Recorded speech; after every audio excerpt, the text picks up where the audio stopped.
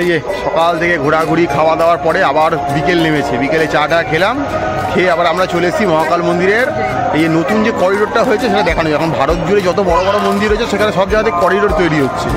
তো চলুন, আমাদের সামনে আমরা দেখতে পাচ্ছি করিডোরটা, তো আপনাদেরকে আবার ব্যাক ক্যামেরা পুরো ওই মহাকালেশ্বরের করিডোরটা ঘুরিয়ে দেখাবো। মানে আমরা এর আগেও মানে বেনারসে গেছি, আমরা দেখেছি, আর সেটা ভিডিও করতে পারিনি। আগামীতে হয়তো করে দেখাবো আপনাদেরকে বেনারসের করিডোরটা। বাট এখন চলুন আপনাদের দেখাচ্ছি মধ্যপ্রদেশের উজ্জয়নের মহাকালের করিডোরটা, তো দেখতে থাকুন।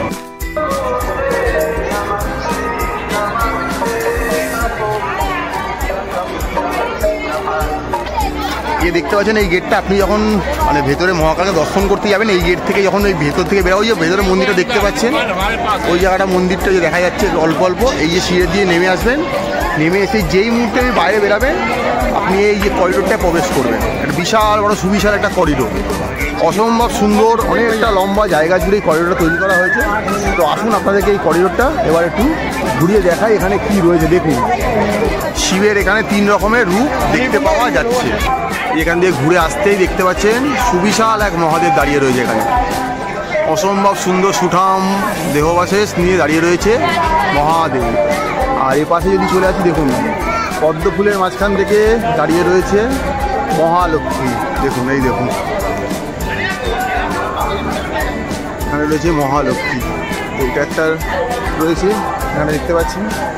আর এদিকে যদি চলে যাই, এদিকে রয়েছে আমাদের বিষ্ণুদেব, অর্থাৎ নারায়ণ বলুন, বিষ্ণু বলে ডাকুন, যে নামেই ডাকুন না কেন, বা কৃষ্ণ বলে ডাকুন, যাই নামে ডাকুন।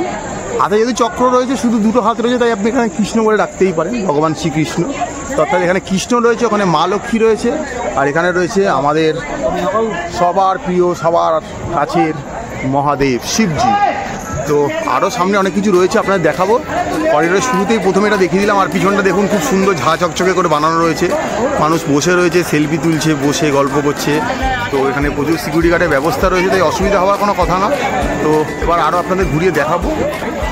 এই যে এই 3 জনকে দেখার পর একটু এগিয়ে এলেই দেখতে পাচ্ছেন আমাদের সিদ্ধিদাতা গণেশ। প্রত্যেকটা জায়গায় একদম বলতে পারেন একটা সেলফি জোন বা সেলফি পয়েন্ট হয়ে গেছে, ফটো সেশন চলছে। বাট করিডোরটা কিন্তু অসম্ভব সুন্দর লাগে, এই নিয়ে কোনো সন্দেহের অবকাশ নেই। তো চলুন সামনে আরও আপনার দেখা যায়। এই জায়গাগুলো দেখুন, এই যে বাতিস্তম্ভগুলোকে দেখুন কি সুন্দর করে সাজানো হয়েছে, মানে প্রত্যেকটা জায়গাতেই শিল্পকলা যেন ফুটে বেড়াচ্ছে। তো আরও সামনে যাব। এখানে দেখুন পুরো সবুজ দিয়ে একটা খুব সুন্দর পার্কের মতো করে দেওয়া রয়েছে, ভেতরে একটা গেট করা রয়েছে, ভেতরটায় গেলে মনে হচ্ছে কিছু দেখতে পাবো। তো চলুন আপনাদেরকে দেখিয়ে নিয়ে আসি কী রয়েছে ভেতরটা। তো প্রত্যেকটা জায়গায় যেন একটা ইউনিক। দেখুন এখানটাতে বসারও খুব সুন্দর ব্যবস্থাপনা করা রয়েছে, লোকে বসে সময় কাটিয়ে নিচ্ছে। আর এখান থেকে কি দেখতে পাচ্ছি দেখুন, এখান থেকে যদি যাই, দেখুন শেষনাগের ওপর বসে রয়েছে আমাদের দেবাদিদেব মহাদেব বা অমরনাথ, যে নামে ডাকুন না কেন। এই দেখুন এই জায়গাটা দেখুন কি সুন্দর দেখতে লাগে, অসম্ভব সুন্দর। তো আপনারা চাইলে এখান থেকে একটা রাউন্ড দিয়ে আসতেই পারেন।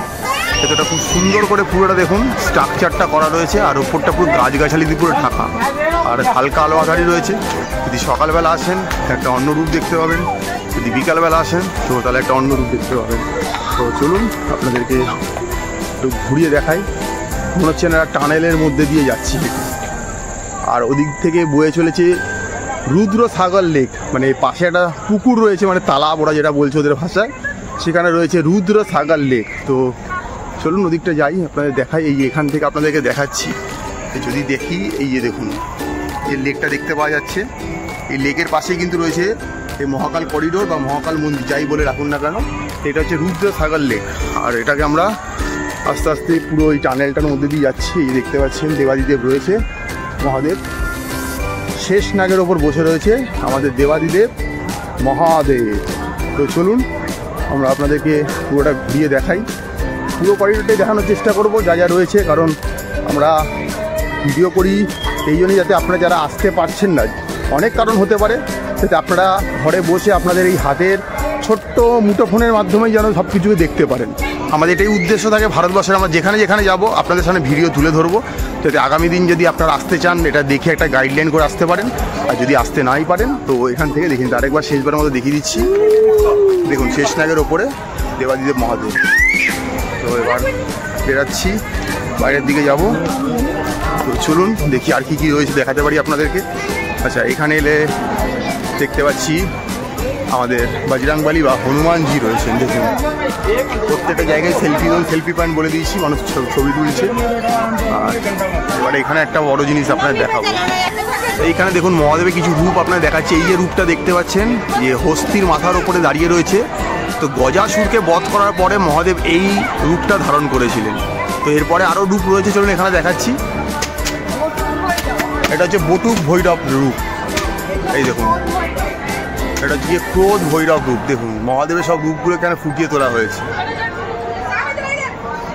এটা সংহার ভৈরব নাকি, এটা সংহার ভৈরব রূপ রয়েছে মহাদেবের। এখানে মহাদেবের দেখতে পাচ্ছেন 10টা হাত রয়েছে। বাহনটা দেখুন, প্রত্যেকে কিন্তু বাহনগুলো পাল্টে আছে। এখানে কিন্তু বাহনটা কিন্তু দেখুন শকুন রয়েছে, এখানে দেখুন বাহন কিন্তু কুকুর রয়েছে, এখানে বাহন রয়েছে গরুর, অর্থাৎ এটা গুরু ভৈরব। দেখুন গুরু ভৈরব দেখতে পাচ্ছেন এখানে, প্রত্যেকটা রূপ আলাদা। এটা হচ্ছে মহাকাল ভৈরব রূপ মহাদেবের। এখানেও দেখুন 4 হাত রয়েছে, এখানেও 4 হাত রয়েছে, এখানেও দেখুন তার বাহনটা বদলে গেছে। এখানে ভীষণ ভৈরব, এখানে দেখুন সিংহ হচ্ছে তার বাহন, এই যে রূপটা দেখতে পাচ্ছেন। আর এখানে হচ্ছে গিয়ে চন্ড ভৈরব, এখানে কিন্তু তার বাহন হচ্ছে ময়ূর। ভালো করে দেখুন, ওনার হাতের অস্ত্রগুলো বদলে যাচ্ছে, সব কিছু কিন্তু বদলে যাচ্ছে। এই যে এই রূপটা দেখছেন, এটা হচ্ছে গিয়ে অসি তাণ্ডবাগান ভৈরব। দেখুন হাতের পশ্চারগুলো পাল্টে যাচ্ছে, অস্ত্রগুলো পাল্টে যাচ্ছে। আর এখানে বাহনটা হচ্ছে গিয়ে হাঁস, রাজহাঁস আর কি। আচ্ছা, এটা হচ্ছে গিয়ে কপাল ভৈরব। এখানে দেখতে পাচ্ছেন ওনার বাহন রয়েছে হস্তি অর্থাৎ হাতি। আর এখানেও দেখুন হাতের অস্ত্রগুলো পুরো পাল্টে গেছে। দেখুন এখানে হাতে কিন্তু গোলাপ রয়েছে, এই পদ্ম রয়েছে, গোলাপ বলছি। তো এই রূপগুলো কিন্তু মহাদেবের, আরেকবার আপনাদের ঘুরিয়ে দেখিয়ে দিচ্ছি। তো মহাদেবের এখানে 10টা রূপকে এখানে কিন্তু খুব সুন্দর করে ফুটিয়ে তোলা হয়েছে, যেটা তো তার মধ্যে 19টা অবতারের মধ্যে 10টা অবতারকে এখানে ফুটিয়ে তোলা হয়েছে। এই মহাকাল যে করিডোরটা তৈরি হয়েছে নতুন করিডোরে, খুব সুন্দর। ওইদিকে দেখতে পাচ্ছেন মহাদেবের মন্দির, আর এদিকে করিডোরটা আরও বড় রয়েছে। আমরা আরও ওদিকে যাবো, গিয়ে দেখাবো আপনাদেরকে। ওইখানে ওই শিবের এই 10টা রূপ দেখার পরে আমরা এদিকে চলে এলাম। এদিকে চলে এলে কী দেখতে পাচ্ছি দেখুন, এইখানে দেখতে পাচ্ছি রাজা ভগীরথ দাঁড়িয়ে রয়েছে, শঙ্খ বাজাচ্ছে। সামনে নন্দী রয়েছে, শিবের বাহন। শিব দুহাত তুলে রয়েছে, শিব মাথার মধ্যে গঙ্গাকে, জটায় গঙ্গাকে ধারণ করেছে। এখানে সিংহ রয়েছে, আর পাশে রয়েছে মা দুর্গা। বুঝতেই পারছেন, সিংহ মানে মা দুর্গা বাহন। তো এইটাকে এখানে তুলে ধরা হয়েছে খুব সুন্দরভাবে। দেখতে পাচ্ছেন যে ভগীরথ যখন গঙ্গাকে পৃথিবীর বুকে আহ্বান করে, তখন কিন্তু তার স্রোতকে ধরে রাখা সম্ভব নয়, তখন শিব তার জটার মধ্যে গঙ্গাকে ধারণ করে। এখানে দেখতে পাচ্ছেন লম্বা একটা করিডোর চলে যাচ্ছে, এখানে লোকে এসে খুব সুন্দর করে বসছে।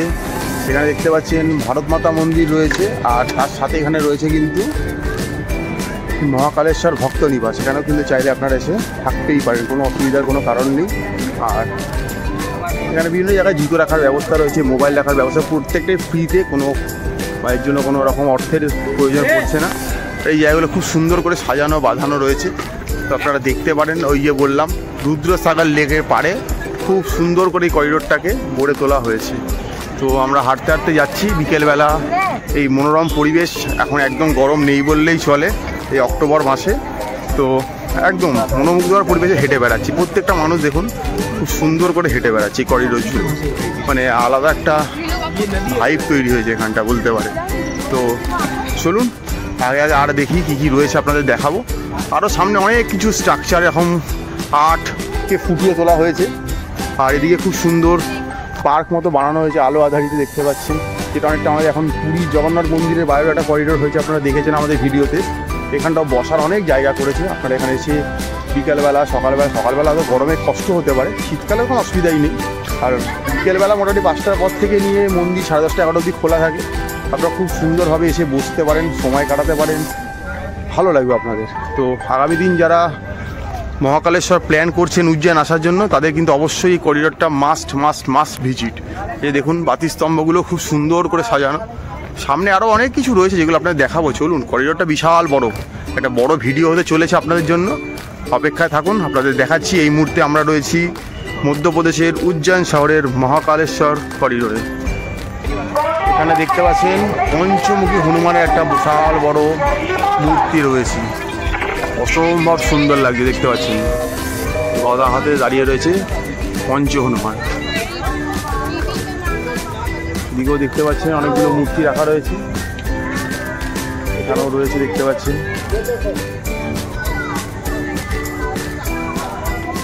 এদিকে দেখতে পাচ্ছেন ভারত মাতা মন্দির রাত্রিবেলা দেখা যাচ্ছে, যেটা আমরা আগে সকালে ভিডিও আপনাদের দেখিয়েছি।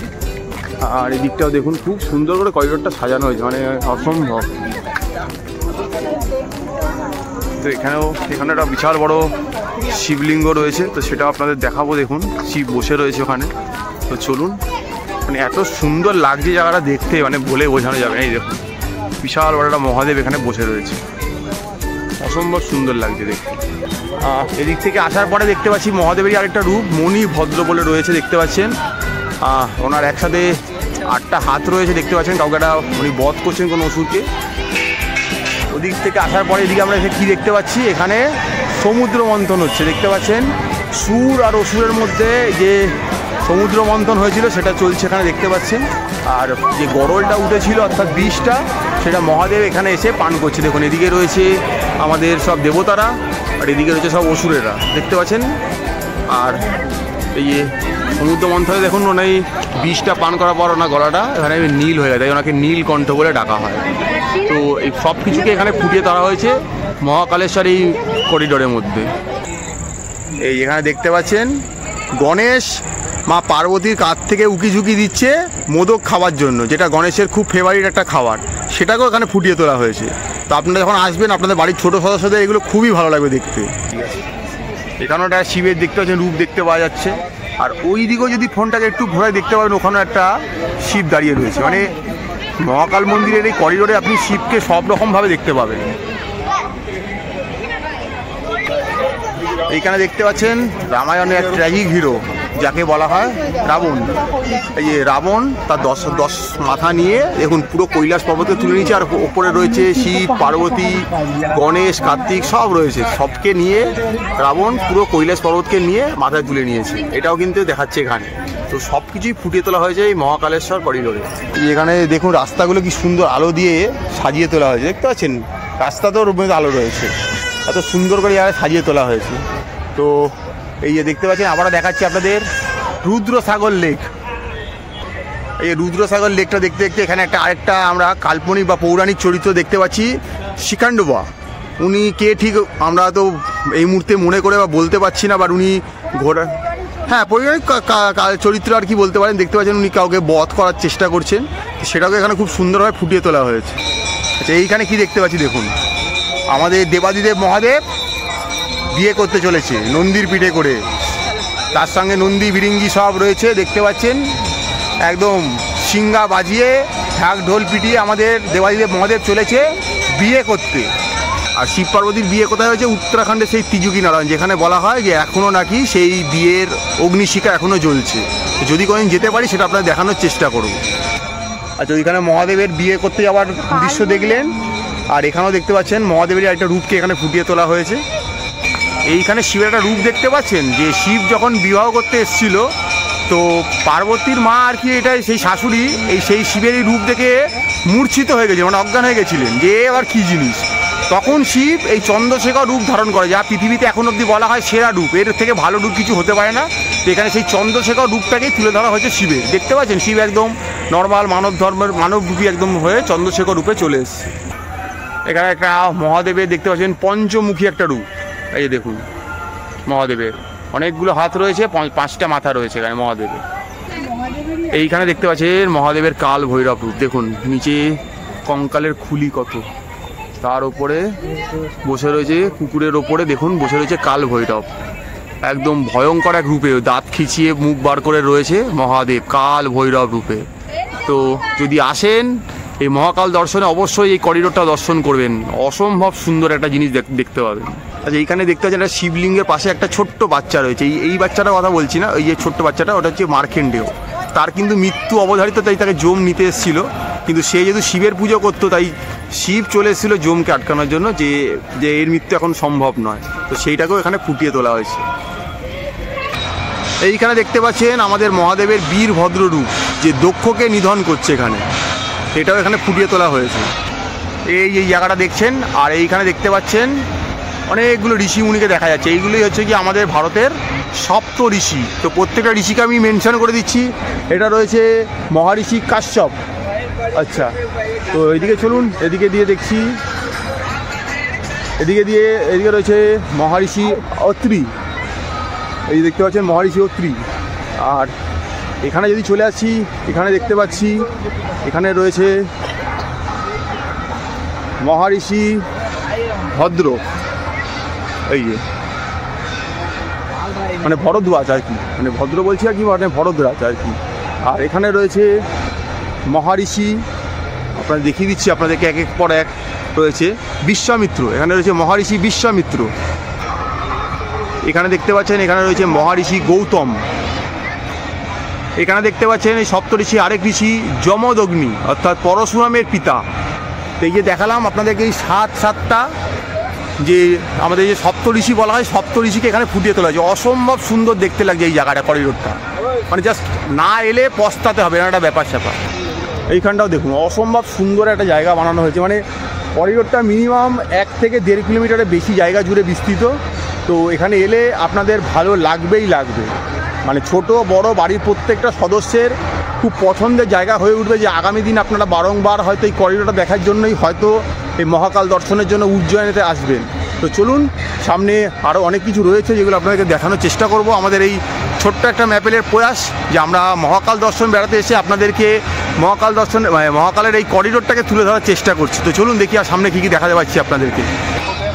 এখানে দেখতে পাচ্ছেন একটা গণেশকে দেখা যাচ্ছে, অসম্ভব সুন্দর ভঙ্গিমায় দাঁড়িয়ে রয়েছে গণেশ, গণপতি।